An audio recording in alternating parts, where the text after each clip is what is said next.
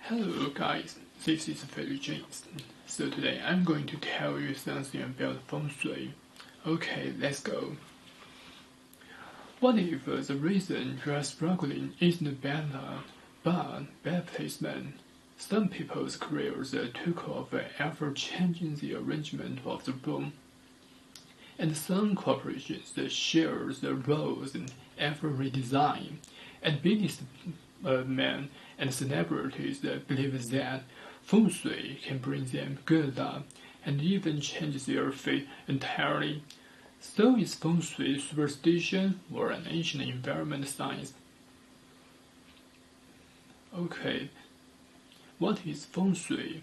Feng Shui is an ancient Chinese practice of arranging your environment, specifically furniture, corners, and materials, to balance the five elements: wood, fire, earth, metal, and water, and maximize positive energy flow qi for harmony, health, and prosperity.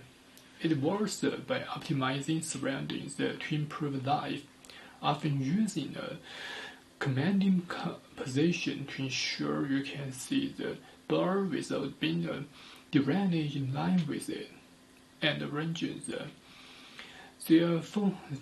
Yaoshan and Hongshan cultures provide the earliest, known evidence for the use of Feng Shui. Until the invention of the magnetic compass, Feng Shui relied on the astronomy to find correlations between humans and the universe. In 4000 BC, the doors of dwellings in Banpo were lined with the certainties in Shi just after the winter solstice. They cited homes for solar gain. During the Zhou era, Yinshi was known as Din and was used, according to the Xinjiang, to determine the auspicious time for constructing the capital city. The late Yangshao site at Dading-Wan includes a policy like building at its center. The building faces the south and borders a large plaza.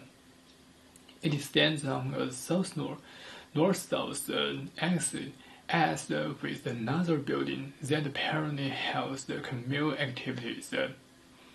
Regional communities may have used the complex aggravated Puyang that contains Masonics, a Chinese star map of dragon and tiger certainties, and Beidou is oriented along the north-south axis. The presence of both round and square shapes in the Puyang tomb and Hongshan ceremonial signals and the late Nanshan stillman and Lu Taigang suggest that Gaitian cosmograph existed in Chinese society long before it appeared in the Zunbin Suyang. Cosmography that bears some resemblance to modern Feng Shui devices and formulas appears on a piece of jade unearthed in Hanshan and dated around 3000 BC. Archaeologist Liu Xueqi linked the design to the Liuyun astronomy. Beginning with the palatial structures and early code, all the capital cities of China followed rules of Feng Shui for their design and layout. During the Zhou era, the Kaokongji, or a manual of crafts, codified rules for builders. Graves and tombs also followed the rules of Feng Shui from Puyang to Mawangdui and beyond. From the earliest records, the structures of the graves and dwellings seem to have followed the same rules.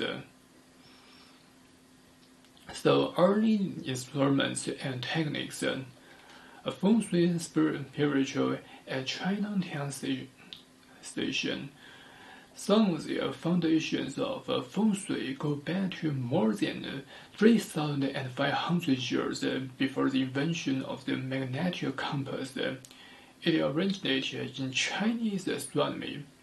Some current techniques can be traced to Neolithic China, while others adhere later, most notably the Han Dynasty, the Tang and Song and the Ming. The astronomical history of Feng Shui is evident in the development of instruments and techniques. According to Zhou Li, the original Feng Shui instrument may have been Ganon. Chinese used the certain pole star to determine the north and south axes of sediments. This technique explains why some places and shelter lie 10 degrees east of due north. In some of the cases, as Paul Wellesley observed, they bestated the angle between the directions of the rising and setting sun to find north. This technique provided more specific alignments of the Shang wells at Jiangxi and Zhengzhou. Rituals for using a Feng Shui instrument required the diviner to examine current, key phenomena to set device and adjust their position in relation to the device. The oldest examples of instruments used for Feng Shui are Lutheran astronomers, also known as Shi. This consists of a naked and two-sided board with astronomical stylings. The earliest examples of Lutheran astronomers have been unearthed from tombs dated between 278 BC and 209 BC. Along with divination of Daliu Ren, the boards were commonly used to chart the motion of Taiji through their 9 palaces. The makings on Liuren Shi and the first magnetic compasses are virtually identical. Magnetic compass was used for Feng Shui since its invention. Traditional Feng Shui instrumentation consists of the luopan, or the early, south pointing spoon.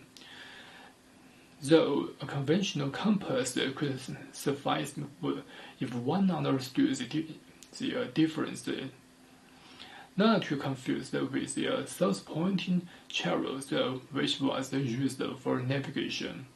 A Feng Shui runner may also be employed. How can it change your fate? Feng Shui changes your fate by alerting the flow of energy qi in your environment, allowing you to align with positive, auspicious energy to improve health, wealth, and relationships.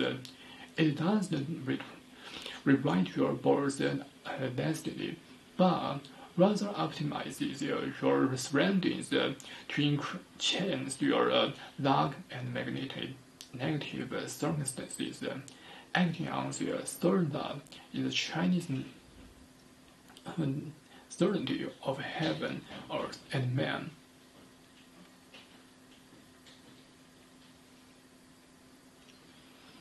So here is the Feng Shui changes your fate, optimizing environmental energy by rearranging furniture using specific corners and ensuring proper airflow. You remove negative energy and enhance positive energy, creating a supportive atmosphere. Balancing the 5 elements, using elements like water. Water only means wealth and abundance. Wood, fire, earth, and metal in specific areas of a home or office balances the energy to harmonize with personal goals, mitigating negative